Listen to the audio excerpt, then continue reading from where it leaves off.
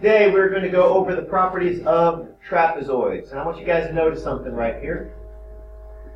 In the quadrilateral world right here. Go back. Here we go. Here we go. Right here. You'll notice we have quadrilaterals, we have parallelograms, we have rhombi, we have rectangles, we have squares. Right here over in the corner in your journal, don't put it in the parallelogram circle. Right here off to the side. No, trapezoids are not everything. Trapezoids are off to themselves. A trapezoid it doesn't have the properties of parallelograms, okay? So that's why I notice I'm putting it over here in a corner. What's the only thing that a trapezoid shares with a square, a rhombus, a rectangle, and a parallelogram? It only shares the fact that it is indeed a quadrilateral. That's the only thing. Okay? So right here, in the corner, I'm going to put trapezoids. Let me go back. Right here, we're going to draw a couple of different looking trapezoids. So make sure you do this drawing with me. So right now, I'm going to put a point A, a point B, C, and D. And I'm going to connect them.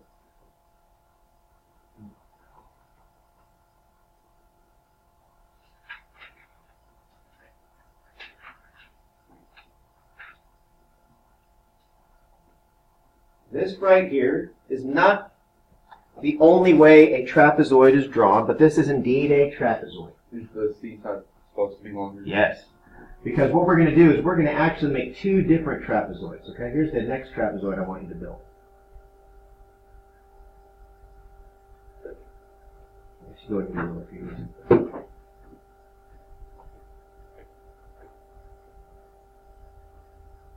So you were expecting, most of you were probably expecting me, like when I said draw a trapezoid, you're probably expecting me to draw this right here. So what does that have to do with That's a special name. This is just a trapezoid. This is what's called an isosceles trapezoid. Just like you've probably heard of an isosceles triangle, there is an isosceles trapezoid. The isosceles trapezoid has a lot more properties than just a regular trapezoid. Okay? Now, what makes a trapezoid a trapezoid? Well, first of all, right here, step number one, or definition number one, you have one set of parallel sides. You don't have two sets, you have one set. What are my parallel sides in this particular trapezoid over here on the left? Good. So AB, segment AB is parallel to segment BC. So this side is definitely parallel to this side. That's one of the properties. The second thing I need you guys to understand about this trapezoid is angle A plus angle D is going to add up to 180 degrees, and angle B and angle C will also add up to 180 degrees. So these angles right here and here, they are supplementary. So I'm going to take a protractor. Going to get a protractor and just kind of do a quick little measure. So that looks like it's about 55 degrees. Okay. So right over here, I'm going to say this is about 55 degrees. Which means how many degrees must angle A have to be in this particular trapezoid? Notice they have to add up to what? 180. 80. So what would that have to be? 135. 125. So this is 55, that has to be 125. So because they have to add up to 180. I'm going to look at angle C now. Let's look at angle C. How many degrees is that about? It says it's about 37 degrees. Okay? So let's make it a little bit easier. Let's just pretend it was 40. Okay? Let's be a little bit easier. If this says this is 40 degrees, then angle B is 140. So we have 140, we have 40. So these right here, these consecutive angles right here happen to always add up to 180. That's it. That's all you need to know for just all regular trapezoids. Isosceles trapezoids, you need to know a lot more. So get your colors out. You're ready to go. Oh yes. By the way, you still have what? One set of parallel sides.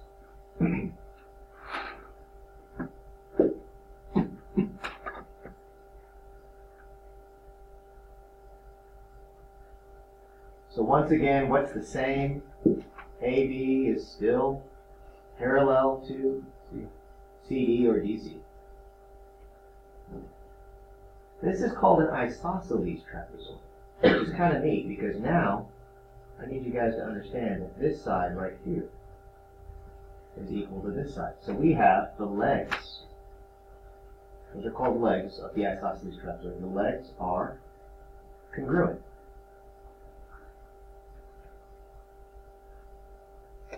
So which legs are congruent?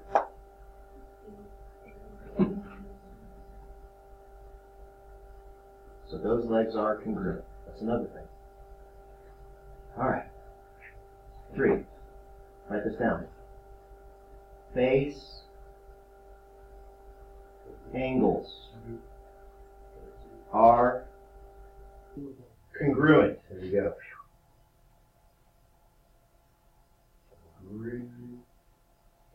Okay, what are my base angles? Somebody get some colors here, okay?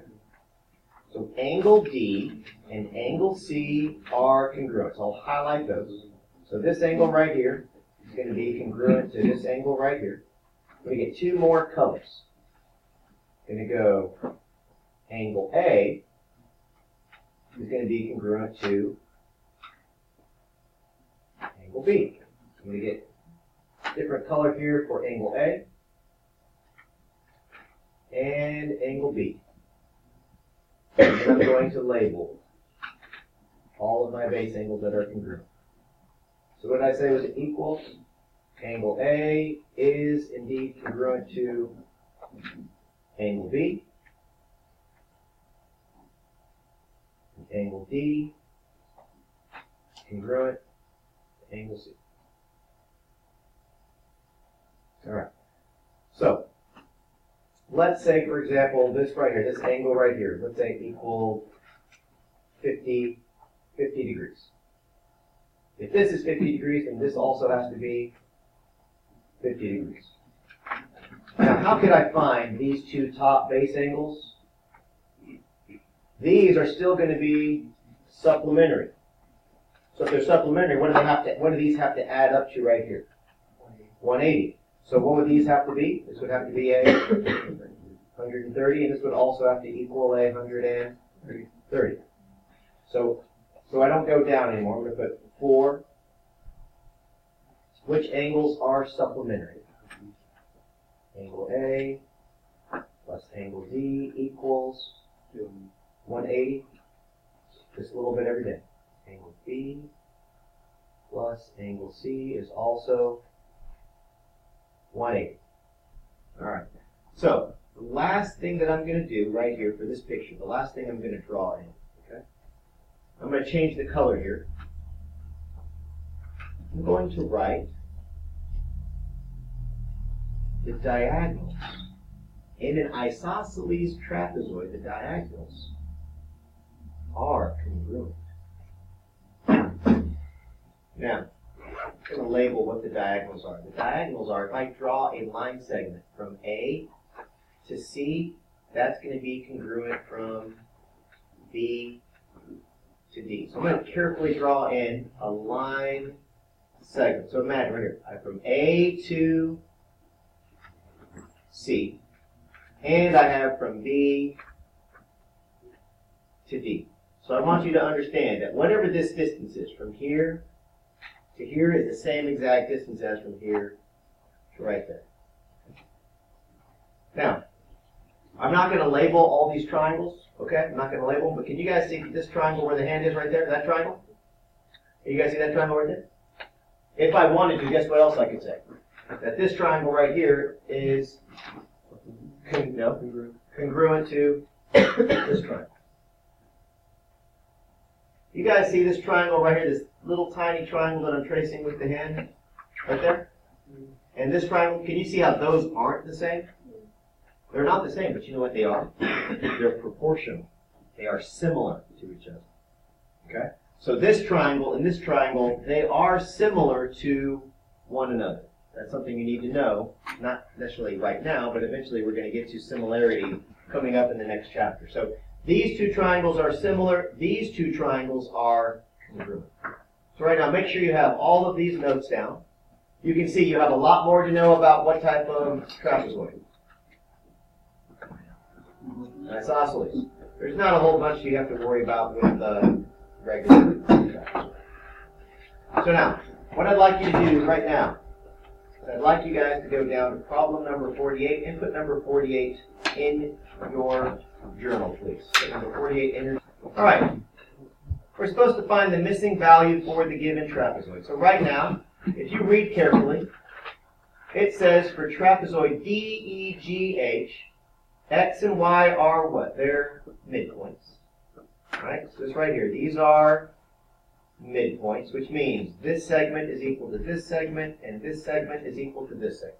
So first of all, it's only important that these are midpoints. It says find the measurement of D to E. So we're trying to find this distance from here to there.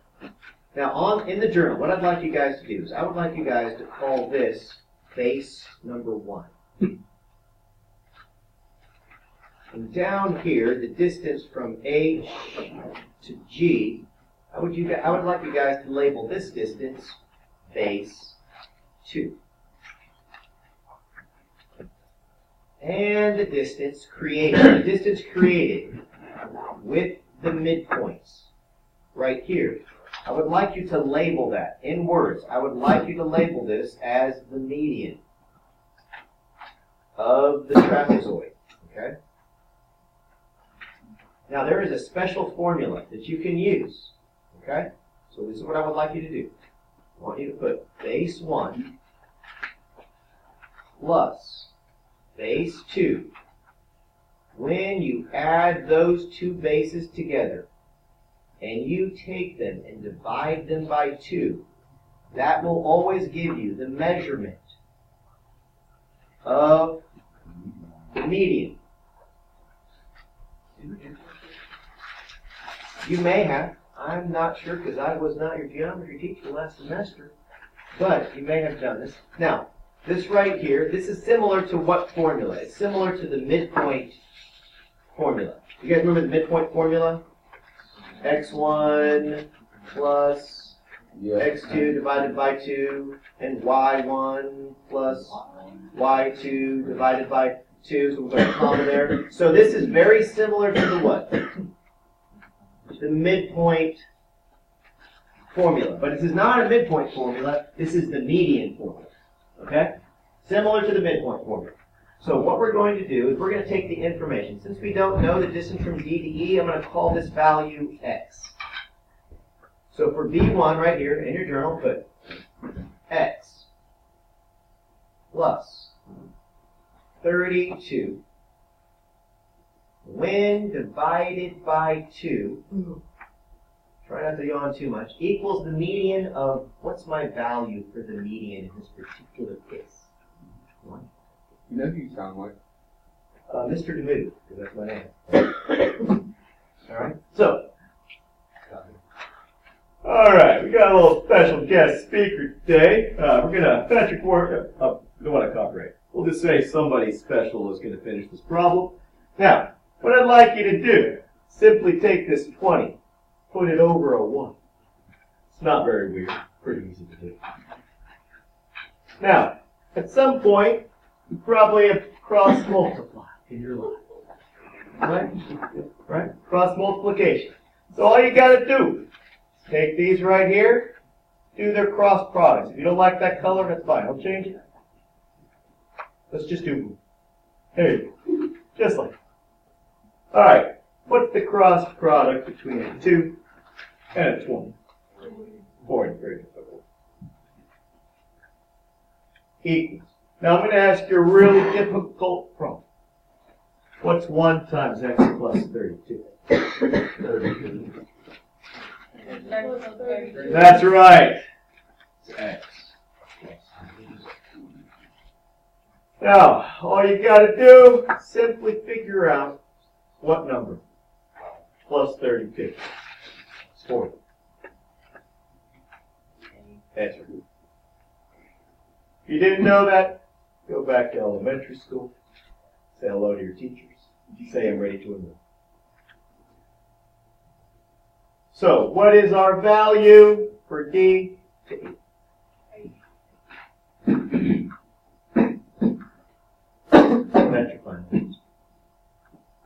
So let's say you had no idea what I just did. Okay? Like the math just doesn't make sense. So I want you guys to understand. Check this out. From 20 to 32, how much is the gap between this 32 and this 20? How much? Would you agree that I would have to add 12 to the 20, right? So, right here, what number plus 12 is 20? So let's say that doesn't make sense to you. Okay, so you're like, you know what? Still don't get it. Still don't get it. Okay, so let's go reverse it. 32 minus 12 gets you to the 20. 20 minus 12 gets you to 8. So you just got to figure out, all right, what's the gap here? What's happening? Show me. That's going what? That's going down 11, right? So from here to get to there, I'm going down 11. So what do I got to do? Which leads me to what? Boom, you're done. It says find B to T. Now listen, here's what I don't want to see on your paper, right? All right, here we go. Mr. Mood got it. 4, boom. What would I like to see on your paper? Some type of process. Either you use the formula or you use the logic. Tell me which one you use. Don't just write answers. Because if you just write down answers, I don't know if you know what you're talking about. Okay? Yeah, if you want, you could add or you can subtract. It doesn't matter. So like, okay, what if you're like trying to figure out this one right here? So you don't know what it is, okay? But you know that 15 plus an 11 gets you to a 26. You got to figure out, okay, what number plus 11 gets me to a 15? Well, guess what? It's still a 4. So you can use your logic. So what I want you guys to do the rest of the paper. All right? Do the rest of the paper. All you got to do is what? Find the median or find one of the bases. That's it. Either you're finding a base or what are you trying to find? You're trying to find the measurement of a median. So read carefully. What are you doing on number 50? It says find the median, find W, the measure of W, find the measure of Z. So you have the rest of the period to work on this paper.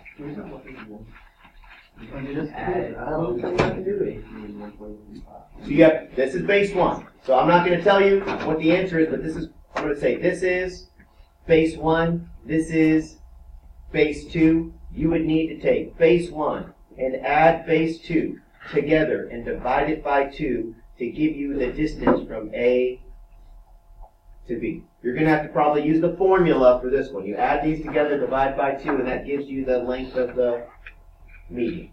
Okay? What do you guys know about this angle and this angle? What do they have to add up together to equal? 180. So you better use that concept to figure out the measure of this angle. Same thing here. These angles right here have to add up to measure 180. So do your best. I will go around and answer questions that you have.